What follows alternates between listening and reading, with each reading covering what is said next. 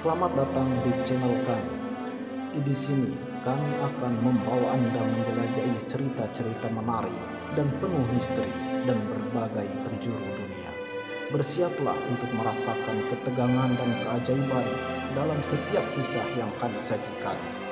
Jangan lupa untuk like, komen, dan subscribe agar Anda tidak ketinggalan cerita seru lainnya. Mari kita mulai petualangan kita hari ini.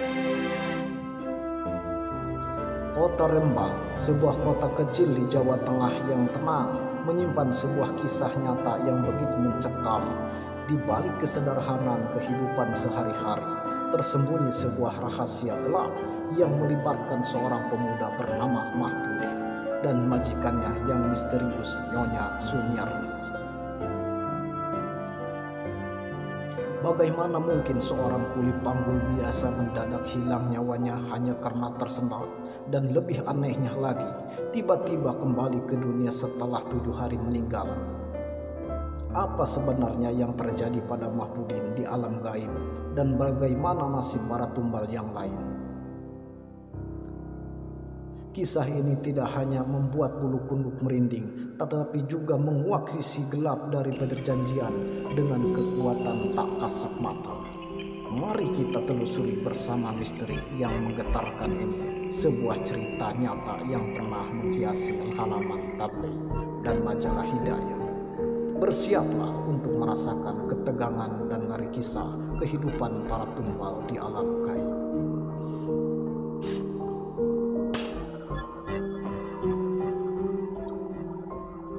Kisah ini nyata dan terjadi di Kota Rembang, salah satu kota di Jawa Tengah. Dikisahkan ada seorang laki-laki, sebut saja Mahpudin. Ia seorang pemuda berusia sekitar 23 tahun. Kesehariannya ia hanya sebagai kuli panggul di sebuah toko sembako. Ia bekerja dari jam 7 pagi sampai petang tanpa mengenal lelah demi menghidupi dirinya. Pada tempo dulu, belum banyak orang yang kaya, hanya beberapa saja yang terlihat mapan, termasuk Nyonya Sumiarti. Nyonya Sumiarti adalah majikan Mahpudin. Ia berperawakan galak namun dingin dan memiliki hampir 3 cabang toko kelontong di Kota Rembang. Emas berkilauan menghiasi tubuhnya, dari cincin sampai kalung, bak toko perhiasan yang berjalan. Mahpudin baru bekerja sekitar 3 bulan lamanya. Ia masuk dan bekerja sebagai pengganti karyawan sebelumnya yang tak lain adalah tetangganya sendiri. Tetangganya itu sudah hampir 1 tahun bekerja pada Nyonya Sumiarti sebelum akhirnya meninggal mendadak saat jamnya makan siang di toko kelontong Nyonya Sumiarti. Hari-hari dijalani Mahpudin sebagaimana mestinya, sebagai karyawan kuli panggul dari pagi sampai petang, begitu seterusnya hingga satu hari saat jam makan siang diberikan majikannya.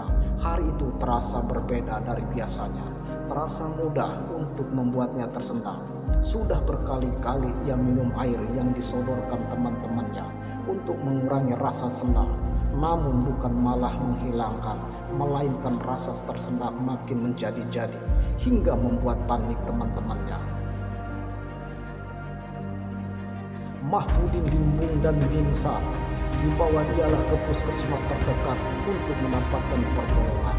Namun kenyataannya berbeda. Puskesmas menyatakan